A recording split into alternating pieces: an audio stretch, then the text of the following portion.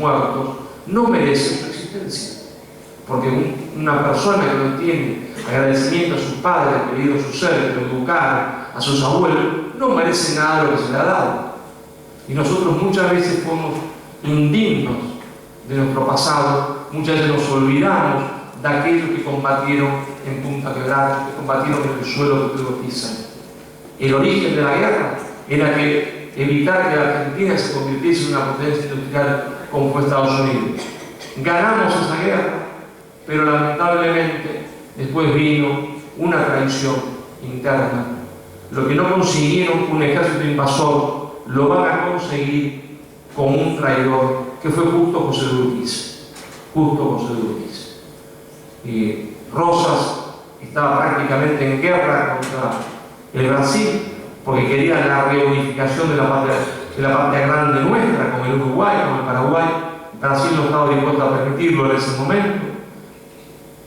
Urquiza era quien tenía que comandar el ejército en contra del Brasil, y en vez de marchar contra Río de Janeiro, lo sobornaron y marchó contra Buenos Aires. Y entonces terminó con nuestra insubordinación fundante, con nuestro proteccionismo económico. La primera medida que tomó Urquiza cuando entró a Buenos Aires y se instaló en la casa de Rosas, que partía del exilio, fue llamar al embajador británico para garantizarle que a partir de ese día iba a haber libre comercio. Todo esto ustedes pueden leerlo en el libro, está todo documentado, todo escrito, todo ahí. No hay nada de lo que yo diga que está perfectamente documentado. Incluso el soborno de Urquiza, cómo el Brasil le paga a Urquiza, pues están los archivos brasileños. ¿Cuánta plata recibe Urquiza para traicionar a Rosas? Queda traicionar a la Argentina. Me acuerdo cuando fui al Palacio San José de Flores, una señorita magnífica, extraordinaria, nos lleva, ¿no es cierto?, a conocer el palacio. Y yo le había contado esta historia de Rosas, de Urquiza a mis hijos, que en ese momento eran chicos. Tenía uno 8 años, otro 10 y otro 6. Entonces, mi hija de 8, siempre muy inquieta, muy rebelde ella, cuando está por terminar el recorrido, nos lleva al escritorio de Urquiza, donde estaba su escritorio y su caja fuerte, porque Urquiza era un hombre de muchísimo dinero, un estanciero muy poderoso. Y entonces la señorita que hacía el recorrido pregunta si hay alguien que quiera preguntar algo. La gente comúnmente no pregunta nada. Y mi hija dice, sí, yo quiero preguntar algo. Y la chica contentísima, porque como yo le digo, quiero hacer preguntas. Si me hacen preguntas, quiere decir que se entusiasmaron. Si ninguno me hace ninguna pregunta, quiere decir que no le importó nada, es algo que no y se va. Y esta chica contentísima dice, sí, le dice a mi hija, que tiene 8 años, preguntame. Y le dice, señorita, le dice, y agarra la caja fuerte. Esta es la caja fuerte donde Urquiza escondió la plata que le pagó el Brasil para traicionar a Rosas y a la Argentina. Pobre chica, se puso verde, roja, amarilla, no sabía qué decir. Digo, yo, callate. Que no te lo conté para que andes mirando las visitas y a la gente que está trabajando. Digo, ¿no? Pero sí, le dice, están los documentos, dice, están los archivos de Itamaraty, cuánta plata le dio. ¿No? Bueno, pobrecita. Le dije, no vamos. Porque no era usted hacer pasar un mal momento, la pobre chica estaba trabajando como guía turística. Pero esa es la verdad. Ese proceso que hubiese convertido a la Argentina en una potencia industrial trató de impedirlo Gran Bretaña. Con inteligencia, con coraje, con sangre, con muertos, nosotros detuvimos esa intervención francesa, anglo-francesa, la detuvimos acá. Este lugar debería ser un lugar donde todos los presidentes de la nación, todos los gobernadores de Santa Fe viniesen ese día para conmemorar la batalla, porque acá se ganó la batalla contra las 2 potencias más grandes del mundo. Acá se estaba sellando el destino de una Argentina independiente. Es tanto o más importante que el 9 de julio, sin desmerecer el 9 de julio, que fue una independencia política formal, pero seguíamos dependiendo de Gran Bretaña. Nos independizábamos de España, es decir, pasábamos del collar visible español al collar invisible inglés. y acá derrotamos al collar invisible inglés. Acá hicimos nuestra segunda independencia. No lo digo yo, lo decía un hombre que entendía mucho más que yo de lo que era la independencia, que fue el general San Martín. Por eso ustedes, ¿cierto?, los más jóvenes, tienen una responsabilidad, porque ustedes han nacido acá. Tienen una responsabilidad de que algún día la argentinidad en su conjunto entienda que hay que venir a rendir homenaje a nuestros héroes, que hay que pisar este suelo, que ese día es un día para el festejo de la argentinidad y que se hizo acá. Ustedes son responsables también de eso. Yo no los quiero aburrir más. Si alguno quiere comprar el libro, ahí está documentado lo que yo he tratado de hacérselo lo más ameno posible, para que no fuese una conferencia aburrida, pesada, y que dijesen, ¿para qué porno nos obliga a mí a escuchar a este viejo? Está con otros calificativos que no quiero decir, pero capaz lo piensan. Entonces, para que a ustedes resultase esto una cosa amena, para motivarlos a ustedes, que ustedes mismos busquen las cosas que yo digo. Porque así me pasó a mí. Hubo un profesor que un día me leyó las cartas de San Martín a Rosas, que yo cito en el libro. Y yo dije, entonces acá hay otra historia distinta a la que me contaron. Y empecé solito a ver las cosas distintas. Y vaya si eran distintas. Bueno, muchísimas gracias y quedo abierto a la pregunta que ustedes quieran.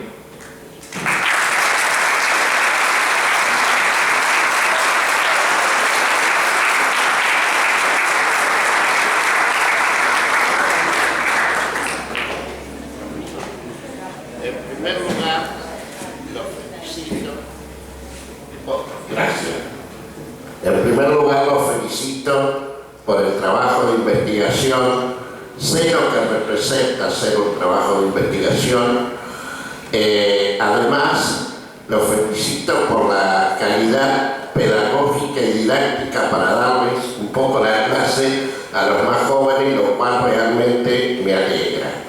Y hay dos o tres cositas que quiero decir. Estuve mirando. Se imagina que en pocos minutos no se puede leer esto, pero me encuentro en la página 188 del libro, que habla del combate de la vuelta de obligado, perfecto, todo. No encuentro ningún dato, que sí usted lo ha dicho personalmente ahora, de la batalla del Quebracho. Y todo esto que usted ha dicho me hubiese gustado, no solo por mí, porque uno ya suma años, o como digo yo, siempre hemos nacido antes nada más, para que todos estos jóvenes conozcan todo eso que usted ha dicho escrito en esto. Y además usted ha dicho algo que yo hace rato que lo pienso, pues yo en el año 1982 escribí un trabajito de investigación sobre la batalla del Quebracho, que debe estar en el archivo ahora municipal, entonces era comunal. Y usted ha dicho que todos los presidentes y todos los gobernadores deberían estar acá. Y yo me tomo el atrevimiento de decirle a usted, porque veo que indudablemente debe tener cercanía con quien ha hecho el prólogo, con el gran escritor historiador Pacho O'Donnell, que debe tener cercanía con la nueva ministra de Cultura, nosotros digamos folclorista, cantante y demás, Teresa Parodi. Me gustaría, claro que es difícil cambiar una ley, pero que el 20 de noviembre no sea el Día de la Soberanía Nacional, que sea el 4 de junio, que es donde se ganó, como bien dijo usted, acá, y que realmente se festeje en este lugar el Día de la Soberanía Nacional, no en otro lugar.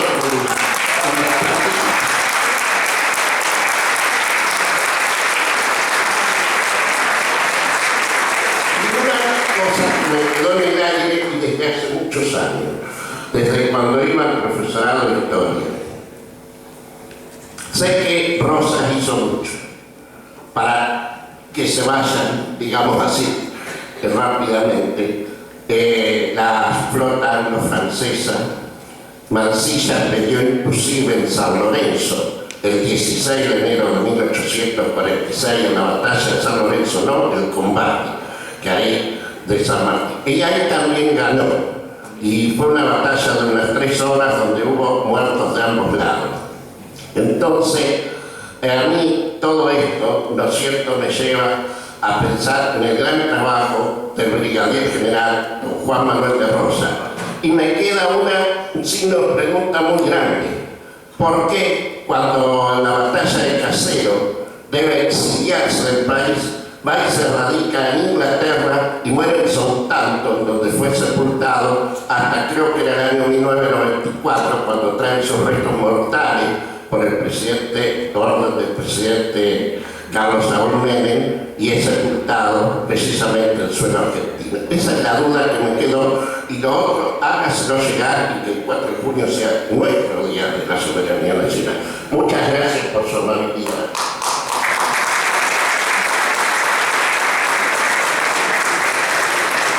Yo como santafesino no puedo más que decir que estoy completamente de acuerdo con todo lo que usted ha expresado, y como me lo comparto un 100%.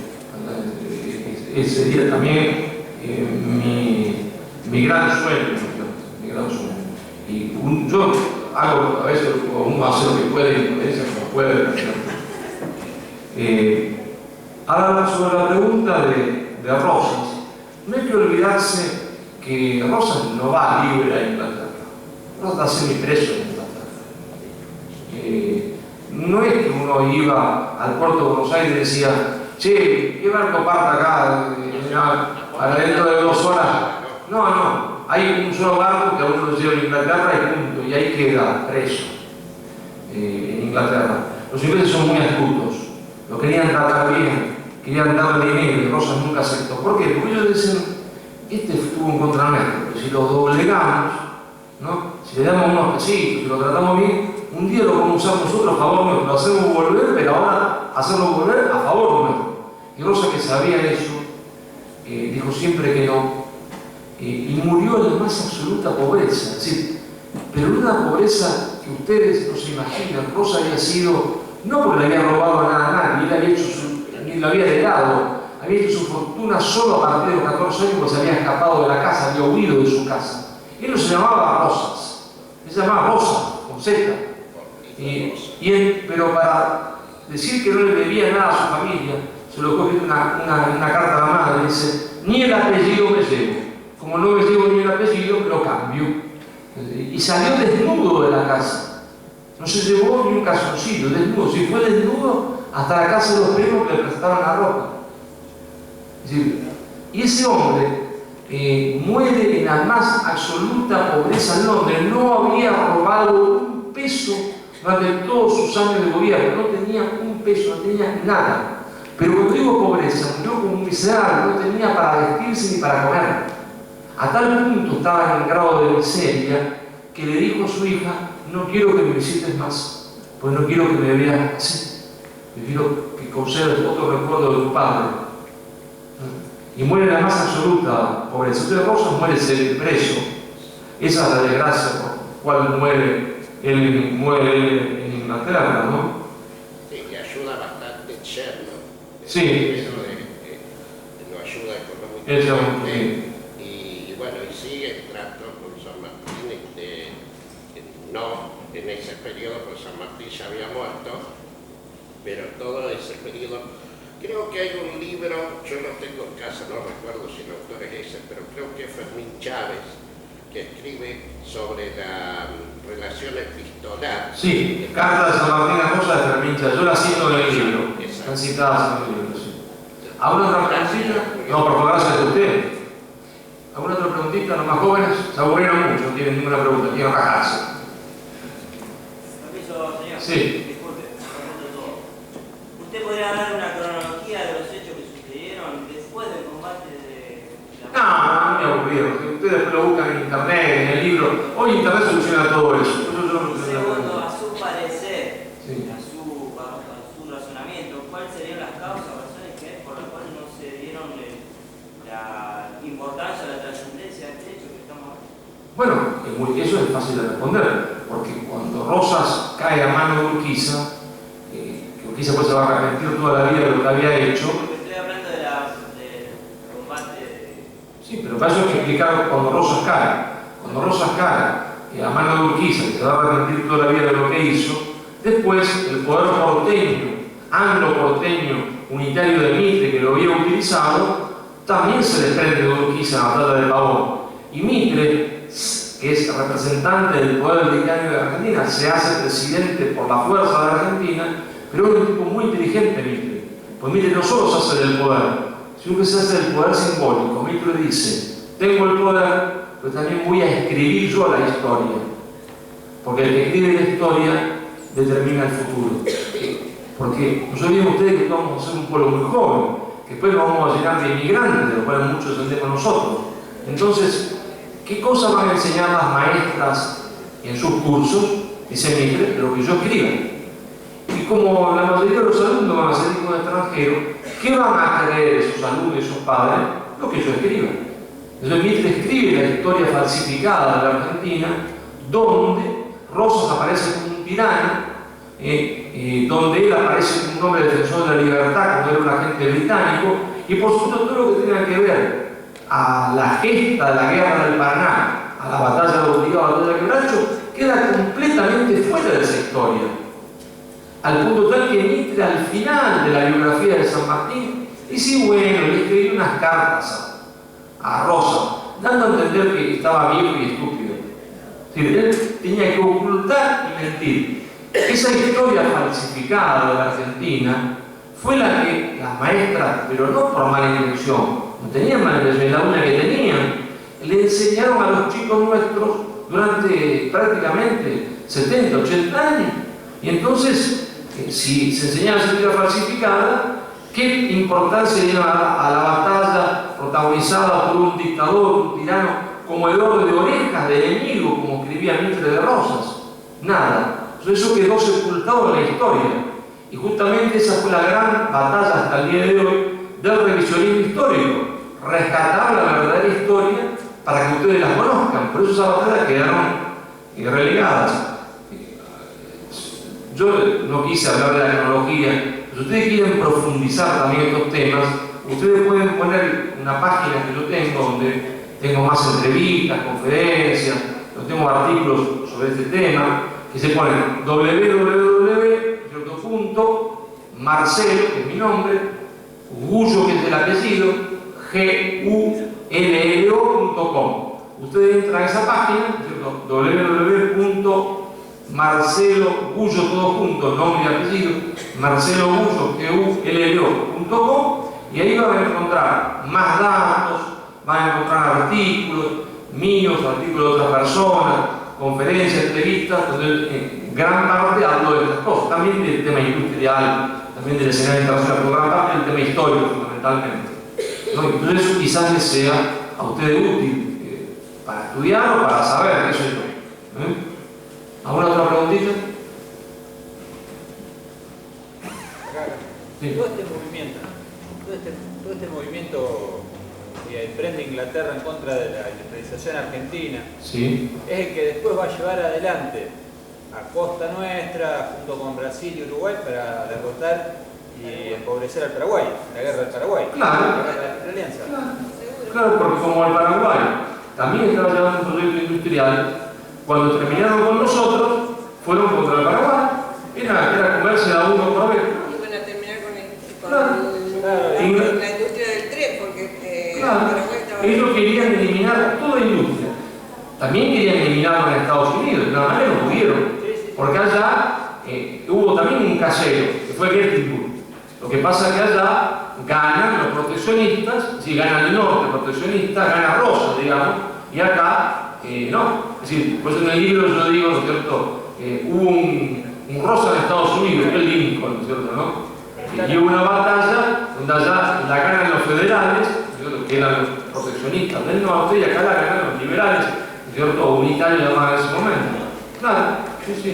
Pero también lo hicieron en la guerra del Pacífico, contra el Perú, que va a protagonizar Chile, también es contra un proceso industrial que estaba llevando a cabo el Perú. Ellos querían eliminar de la raíz todo intento industrializador. Para ellos era la gran fábrica del mundo. Y se decide mercados. ¿No? Marcelo. Sí. Graciela Besán. Oh, Graciela, qué gusto verte. ¿Qué tal? Quería agregar justamente por lo que comentó de los paraguayos, que en el lugar de la batalla de Quebracho, yo encontré una moneda de 1845 de un 12avo paraguayo. Sí, no es por hablar mal del brigadier López, del Paraguay de ese momento, ¿no? Francisco Solano López. En ese momento Francisco Solano López se equivocó. Él creía que Rosa era su enemigo. Rosa no era su enemigo. Y entonces estuvo a favor de la intervención anglo-francesa. Y Rosa trataba de convencerlo que se equivocaba. Y a tal punto Rosa no era su enemigo, que ustedes saben que el sable de San Martín le dio su sable a Rosas. Y Rosas, su sable, se lo dio al brigadier Francisco Solano López del Paraguay, que había estado siempre en contra de él. ¿Y por qué se lo dio? Porque iba a enfrentar a las mismas fuerzas que Rosa había enfrentado. Diciéndole, te das cuenta que nosotros éramos hermanos, no enemigos, te equivocaste, pero tú te ibas a dar mi sable. Y Rosa le da su sable a Francisco Solano López. ¿Sí? ¿Otra preguntita? Sí. Bueno, uno nunca puede hacer ucronía. Ucronía es decir que hubiese pasado sí. La ucronía no es, digamos, una cuestión científica. Pero sí podemos decir que si nosotros nos hubiésemos mantenido en ese proceso industrializador iniciado por Rosa, es muy probable que hoy la Argentina hubiese tenido 150 millones de habitantes y hubiésemos sido una gran potencia industrial. Porque todos los otros que hicieron ese camino tuvieron ese resultado. Entonces podemos decir con cierto grado de certeza, aunque no pueda ser la cuestión científica, aunque no se pueda hacer ucronías, que es muy probable que de haber seguido ese camino hubiésemos tenido los mismos resultados que tuvieron los otros. Y por supuesto, uno no quiere ser una potencia industrial para embromar a nadie, ni para molestar a nadie. Nosotros queremos para que nuestro pueblo viva mejor, para que no haya pobres en la calle, para que todos vivan con salarios dignos, porque nosotros no somos un pueblo agresivo que queremos hacerle daño a nadie, ni pretendemos invadir el territorio de otro. No, nosotros solamente queremos ser un país industrial, para que todos vivamos bien. Pero en realidad, yo les dije que la historia no es para conocer lo que pasó. Sí, es verdad, para conocer lo que pasó, pero es para entender el presente y construir el futuro. Y ustedes, si nosotros no hacemos una Argentina industrial que debería ser distinta a aquella industria antigua, porque el mundo cambia y hay cosas nuevas y la tecnología hace que uno deba aprender cosas distintas, si nosotros no somos una Argentina industrial, si nosotros no invertimos esa enorme renta agraria que es muy bueno exportarla, si no la invertimos en procesos científicos tecnológicos, si seguimos exportando materia prima en bruto, como hacen los tontos, como hacían los ingleses cuando eran tontos, entonces nunca, por más que exportemos mucho, saldremos de la pobreza en la cual tenemos, nunca disminuiremos realmente los índices de pobreza, nunca seremos un país sin pobres. Nuestro destino es un destino industrial, o tendremos un destino industrial, lo cual no quiere decir que no fomentemos el campo, hay que fomentarlo, lo cual no quiere decir que no exportemos, hay que exportar lo máximo posible. Pero si no tenemos un destino industrial que pasa hasta por hacer nuestras propias semillas y no importarlas de Australia, entonces nunca seremos un país que sea justo para todos. Y yo quiero un país justo para todos. Y ustedes tienen que querer un país justo para todos. Justo para ustedes, justo para el que está al lado de ustedes, para los que lo van a seguir. ¿Verdad? Es decir, un país donde haya justicia social. Sí. Allá el señor. No, yo quería preguntar si hay algún tipo de modificación en el sistema educativo, porque yo he terminado la secundaria hace un par de años y me enseñaron todas las mentiras que todos estamos escuchando. O sea, yo por interés propio, porque el año pasado tuve la oportunidad de escuchar una charla suya, por autodidacta me empecé a investigar y me di cuenta que toda la historia que me enseñaron en el secundario no es así. Y sin embargo ahora se sigue dando. ¿Cómo podemos saber hacia dónde vamos si no sabemos dónde venimos? Bueno, ese es uno de los grandes problemas que tenemos. Es uno de los grandes problemas que tenemos. Hasta ahora, lo único que hemos logrado es hacer este tipo de charlas así, es decir, tratar de hacer una especie de trabajo hormiga. Por eso yo vengo con mucho gusto acá, la segunda vez que vengo. Tuve que una semana no pude venir porque tuve que hacer trabajo en Buenos Aires, de martes a viernes, y pero vivo en Rosario. Entonces, si no hubiese venido también para el martes me hubiera invitado. La verdad que lo que podemos hacer es esto que hacemos. Pero si cada uno de los que estamos haría un pequeño trabajo hormiga, las hormigas llegan a comerse una planta completa. Yo lo he visto en el jardín, son extraordinarias, ¿no? Las hormigas tienen una paciencia fabulosa. Las hormigas, uno tiene un árbol ahí y de repente al otro día se lo comieron todo. Si cada uno lográsemos convencer de hacer este pequeño trabajo de hormigas, yo no tengo duda que al final tendríamos un éxito absoluto. Por el momento no podemos hacer más nada que eso.